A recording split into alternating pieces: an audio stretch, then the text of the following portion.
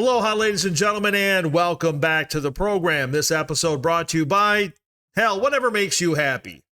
You know, right now I'm kind of feeling like that TikTok chef. You know, the guy who's always throwing his food all over the place and cussing at you and dropping F-bombs like 15 times a minute. I guess these intros all can't be winners, but the music sure can. And today, featuring Lightnin Hopkins, you know, nothing else. It's going to be just very, very cool music. The song, I believe it's a version of Mary, Don't You Weep. Not exactly sure. There's no title on the video, but the one thing I can say for sure that when it's Lightnin Hopkins, it's just going to be really, really cool. I know you're going to enjoy this. Check it out.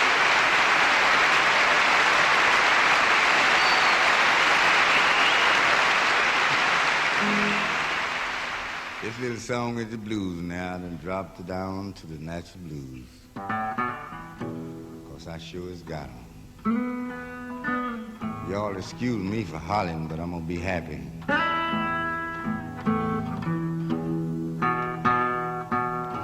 Whoa, if the good Lord be good to me.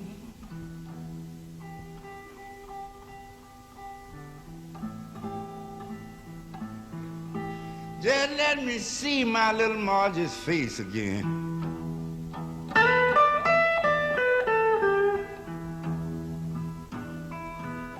Whoa, if the good Lord will be good to me. Just let me see my little Marge's face again. That don't mean a man, that means a little girl. Whoa, so I can shake hands with an nasty old darling. Tell poor Lightnin, how have you been? Lord have mercy.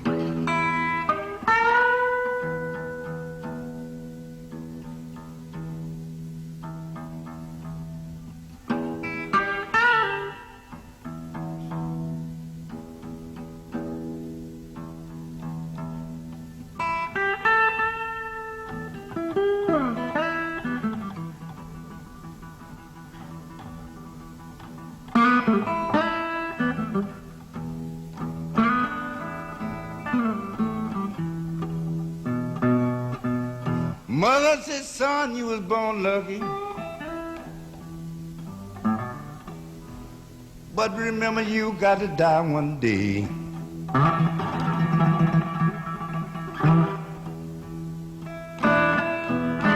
Whoa, yes, you was born lucky.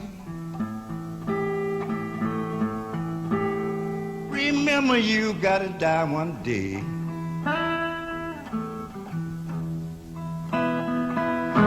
I said, Mama, I want you to remember what I said. Everybody gotta die the same old way.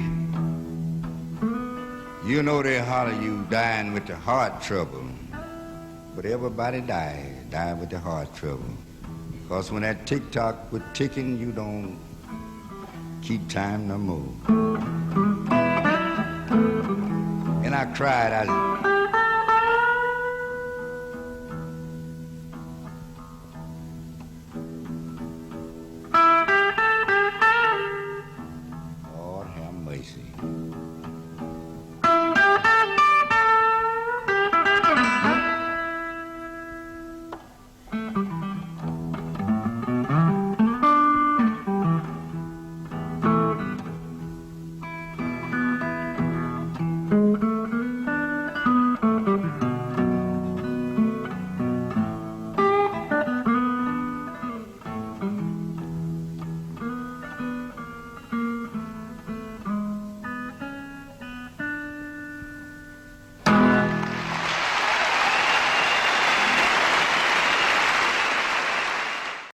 That, my friend, is that's what you call controlling an audience.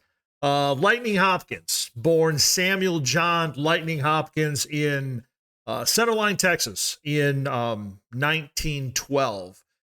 Lightnin Hopkins is more than just like a blues legend. He's also one of the most prolific songwriters and recording artists in U.S. history, recording some 47 different albums in his entire lifetime. That doesn't even include like compilations and guest appearances and things like this. Lightnin Hopkins, his relationship to the blues actually began at the age of 8 when he met Blind Lemon Jefferson at a church picnic in Buffalo, Texas. Apparently, that's how you did it back in the day. You just went to a church picnic and you ran into blues legends like Blind Lemon Jefferson.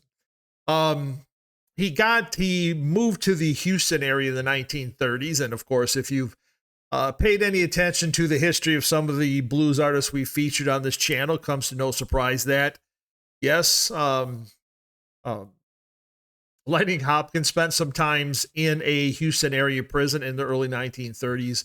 Right now, we don't really know the reason why. It looks like that's been lost to history, and exactly how much time he spent in prison, that information has also been lost. But it does seem that he was there probably, early 30s to mid 30s, because he was still knocking around the Houston area till roughly the early 1940s, when he went back to Centerline just to work as a farmhand. A few years later, probably the mid 40s or so, was back in Houston area, where he tried to give his music career another shot. He was more successful his second time around as more of a regional artist. He wasn't, he might have done some regional recordings. He did perform locally, mostly in just around the area of Texas, sometimes playing in the Midwest. And he was kind of stuck there for the most part, really until about 1959. And that's when blues researcher Robert McCormick, he had contacted Lightnin Hopkins.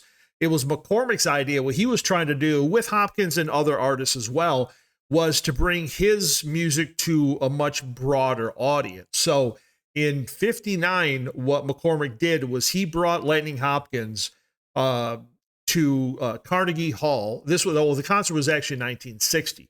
So he brought Lightnin Hopkins to Carnegie Hall to perform in front of an integrated audience, along with singers Joan Baez and Pete Seeger. And that really kind of got Lightnin Hopkins' career really just taken off from that point. A year later, well, actually that same year in 1960, Lightnin Hopkins then signed his first recording contract with Tradition Records. And then from that point, from the 60s and the 70s, he was averaging probably between 1 to 2 albums a year until I think it was the year before he died in 1982. Again, all those 47 albums came in that 22 years. He recorded 47 albums. So however that math works out, I'm sure you can do it better than I can. But in the 60s and 70s, he was a very, very busy musician. He traveled the U.S., went on tours of Europe, Asia as well. As I mentioned, in 1982, he did pass away from throat cancer in Houston.